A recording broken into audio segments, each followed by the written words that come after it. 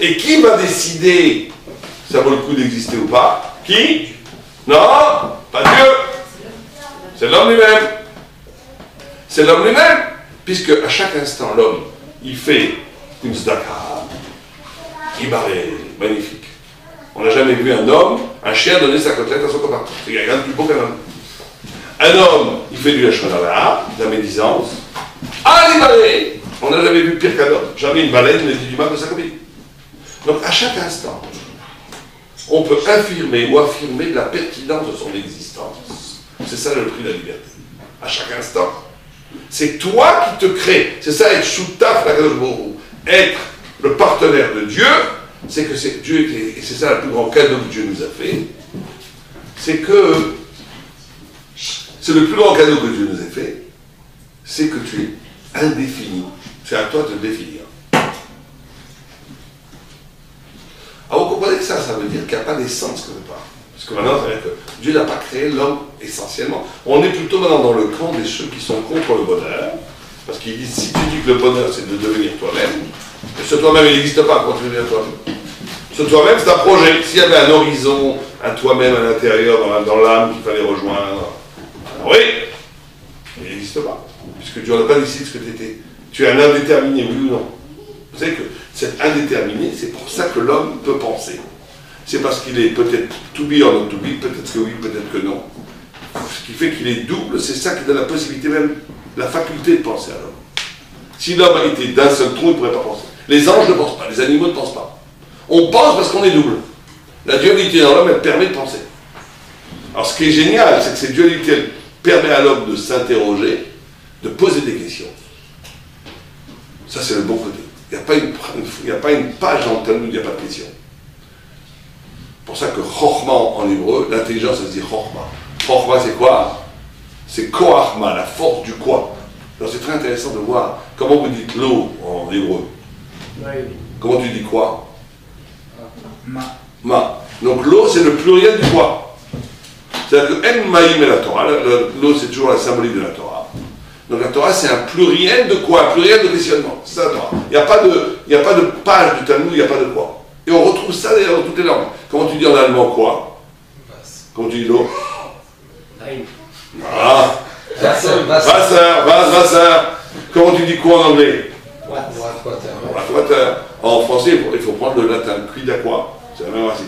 Dans toutes les langues, il y a l'intelligence, la mémoire de ça. Mais ça peut aussi créer quelque chose qui est nul, qui est le doute. Comme je suis peut-être bien, que je suis double. Le doute, c'est nul, parce que le doute, t'avances pas. Le doute, c'est bourgeois. C'est fait que tu... Je sais pas, tu sais pas, donc je ne fais rien. C'est nul. Le questionnement, c'est génial. Quelqu'un qui ne pose pas de questions, qui ne s'intéresse pas à des choses, il est mort. Quelqu'un qui est mort. Quelqu'un qui n'est pas intéressé par l'idée, par le questionnement, c'est quelqu'un qui est mort. Quelqu'un qui utilise son pouvoir de questionnement pour douter, il s'est enterré vivant lui-même. Il a transformé sa capacité d'interroger en doute. Le Chacham, le sage, c'est celui qui est toujours capable de questionner la vie, la question. La différence entre le doute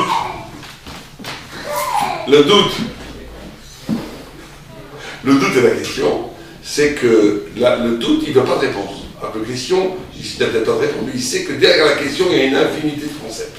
Il peut les atteindre, il ne peut pas les atteindre. C'est ça qu'il est en train de s'indiquer à un rachat. Mais en tous les cas, on va être dans une position dans la Torah qui va être compliquée, ou plutôt profonde, ou plutôt, comme elle est vraie, c'est pas facile. Chez les goïms, il y a deux positions. Ou bien le bonheur, soi-disant le bonheur à bon marché, on vous enseigne même déjà très ancien, même aujourd'hui il y a des livres qui sortent le bonheur en 4 leçons, le bonheur en 10 recettes, le bonheur, voilà ce qu'il faut faire pour être heureux, ça marche plus ou moins. Déjà dans l'Antiquité, les stoïciens faisaient ça, Épictète, il a fait des recettes du bonheur. Bon. Nul. Parce qu'en réalité, pas nul. Dans la Torah, on te dit, tu peux pas croire, tu peux pas. Il n'y a pas de recette, parce qu'une recette, ça existe déjà, il faut juste que tu fasses 1, 2, 3, 4 et t'arrives. Ça marche pas comme ça. Il y a quelque chose dans l'homme qui est indéterminé. Donc, effectivement, si le bonheur c'est de devenir soi-même, mais que ce soi-même, il n'existe pas, encore, parce qu'il faut que tu le construises, alors peut-être que le bonheur est impossible, mais on te dit que oui, c'est possible. Et là, on est dans un des secrets de la Torah, qui est la notion de méod. Vous savez que Adam, c'est la même lettre que méod. Méod, ça veut dire beaucoup. Ça veut dire plus. Ça veut dire que l'homme, il est ce qu'il se dépasse. Adam, et surtout le juif, il se crée en se dépassant, et en se dépassant, c'est ce qu'on appelle le vieux vin dans du raisin neuf. Et à partir du vieux vin, c'est que c'est en même temps neuf, tu dois le créer, c'est pas donné. Mais quand tu l'as créé, tu sais que ça a toujours été là. Vous n'avez jamais eu une genre d'expérience comme ça? Vous comprenez une idée, ah, c'est nouveau, ah, c'est génial. Et, mais cette idée, et peut-être on peut fermer les deux portes, c'est impossible. Il faut les séparer du coup. Il faut leur donner du chocolat, plein de chocolat, non? Ou un petit verre de whisky, boum.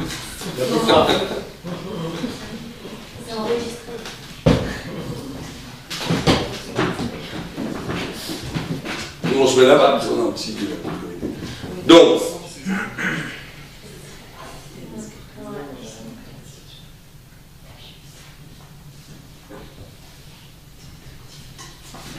on attend le maître de maison.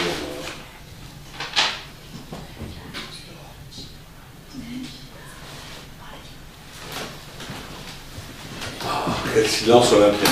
Bravo. Ah, je ne sais pas que vous l'avez fait, mais... Alors, donc vous comprenez, ce point est très important. Parce que sans ça, ça a l'air en disant rigolant, avec les enfants qui jouent, mais sans ça, la vie n'est pas réussie d'un point de vue de temps. Ce qui fait passer, il ne réussira jamais sa vie. Quelqu'un qui est dans une optique de ne rien faire, il est dans une optique, il n'a pas d'initiation. Il passe sa vie à dormir, à manger, à lire un peu de Torah, à voir des films, qu'est-ce qu'il y a de rien. Bon, il a arrêté sa vie. Celui qui perd sa vie effrontément à se chercher lui-même ne marchera pas non plus. Donc tu es obligé de te construire quelque chose qui n'existe pas, mais quand tu l'as construit, tu te rends compte que ça a toujours été toi. C'est ça la clé du bonheur juif. Ce n'est pas de dire comme la philosophie du bonheur, il y a un toi au fond de toi, éternel, qui est là et que tu dois trouver. Non, il n'existe pas. Puisque Ibaré, Dieu, tu n'as pas défini. C'est à toi de te définir. D'un autre côté, en te définissant, c'est pas non plus. Alors comment tu te définis et que tu trouves quelque chose qui a toujours été là? Comment ça marche? Ou plutôt, comment cette définition, cette nouvelle création de toi, ça marche par ce qu'on appelle le mérod, le plus, ça marche principalement par la compréhension que la Torah et toi, quelque part, ça fait un. Ce qu'on dit, c'est Oraïta, le Torah, toujours beaucoup, Echad. Il y a une unité. C'est-à-dire que c'est en étudiant la Torah que tu construis une identité de toi-même qui est inscrite dans la Torah, qui est en même temps quelque chose qui te dépasse complètement et qui en même temps te renvoie à toi-même. Ça, quand tu arrives à ce point-là, tu es dans le bonheur. C'est-à-dire que quelqu'un qui n'est qu'avec lui-même, la chair est triste. Ah non, n'est pas très intéressant. Qui n'est qu'avec lui-même. Oh, beaucoup de t'as fait, oh, t'es un bonhomme, lui aussi c'est un bonhomme, tout le monde est un bonhomme. Quelqu'un qui ne serait que dans la loi, que dans la Torah, mais ça ne lui parlerait pas. Il ne sera pas heureux. C'est le poids, il fera ce qu'il faut, tout, il y a comme ça, il y a des névrosés de la halakha. C'est magnifique, hein, mais en réalité, ils ne vont pas devenir des grands. Pourquoi? Parce que c'est une névrose. Ils veulent toujours être conformes à ce que la halakha dit. Bien sûr, tout le monde doit tous être comme ça. Mais si tu n'as que ça, tu n'as rien fait. Enfin, tu as fait la mitzvah du faire, mais tu n'as pas réalisé ce que tu dois être. Tu n'as pas réalisé ce que tu dois être. Donc là où tu es à un moment de bonheur, et un moment de bonheur qui te rend le vrai bonheur juif, c'est quand tu as une conjonction, c'est-à-dire une association entre ta finitude et l'infini, où tu es défini par l'infini en te révélant infini. Comment?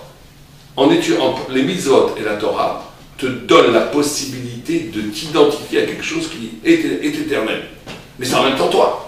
En d'autres termes, la simra, la vraie simra, le vrai bonheur, c'est de vivre la vie pour laquelle tu as été créé. Pas de devenir toi-même de façon calquée.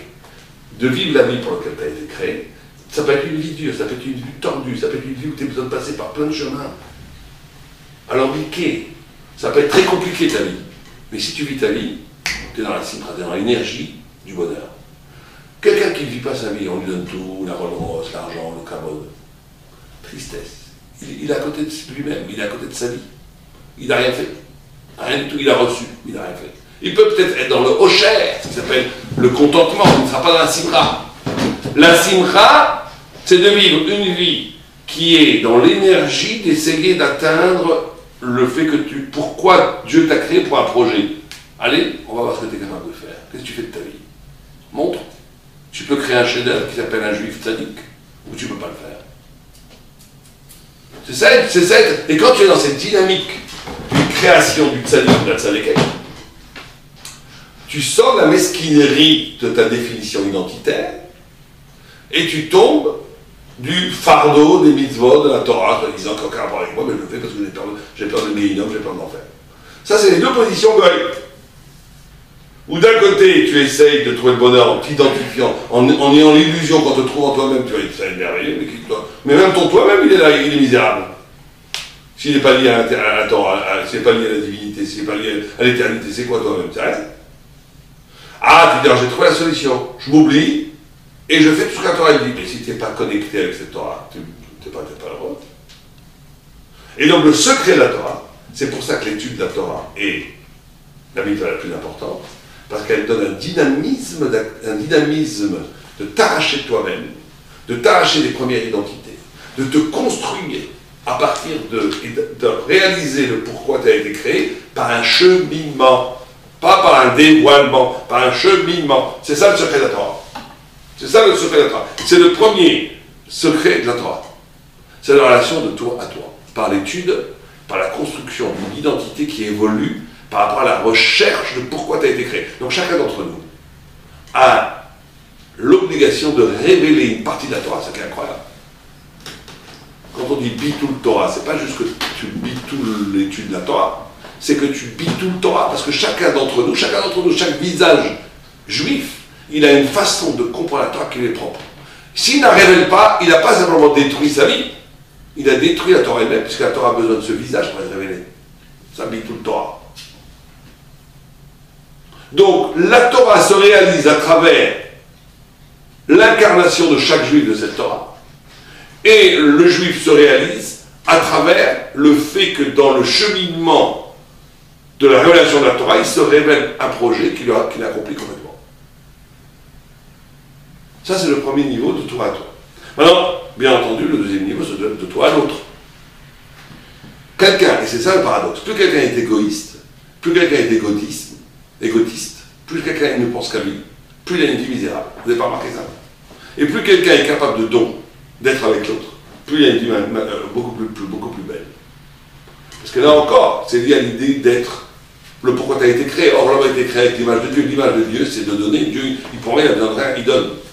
Donc plus quelqu'un il donne, plus il ressemble à Dieu, plus il devient pourquoi il a été créé. Plus il est égotiste, plus il fait l'illusion, il se construit à partir de la voir, plus en fait, ça amène en réalité à la fermeture des capacités d'une vie heureuse.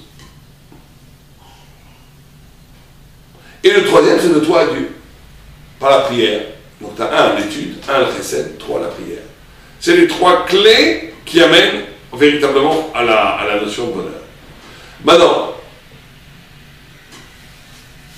reprenons l'idée. On a dit que vous savez que toutes les philosophies voient le bonheur, elles le lient au plaisir. On attend encore une fois contradiction comme tout le temps. D'un côté, on dit Adam Lomed, Adam Hasheli Bochafetzbo. Un homme ne peut étudier que ce qu'il désire étudier. D'un autre côté, il écrit les Fumsa Agra, que toutes les mitzvot, il faut un peu souffrir. Si tu les fais en kiffant trop, c'est pas très bon. Il faut, le mérite de la mitzvah, c'est que c'est dur. Et l'étude de la Torah, ou l'exercice des mitzvot, c'est en même temps le plus grand kiff, et c'est en même temps la plus grande souffrance. Il y avait Rav Chaikin, qui était un grand rabbin, il disait, il n'y a pas plus grand bonheur que la Torah. Mais quand il était prisonnier chez les Allemands, ils étaient obligés de faire des travaux forcés. Il dit, étudier la Gemara, c'est plus dur. Vous avez l'idée? C'est plus dur. C'est plus dur d'étudier la Gemara que de casser les pieds avec les nazis. Parce que c'est très dur. Parce que justement, on est dans une... On est dans la contradiction de l'homme, dans ce dans cet écartèlement.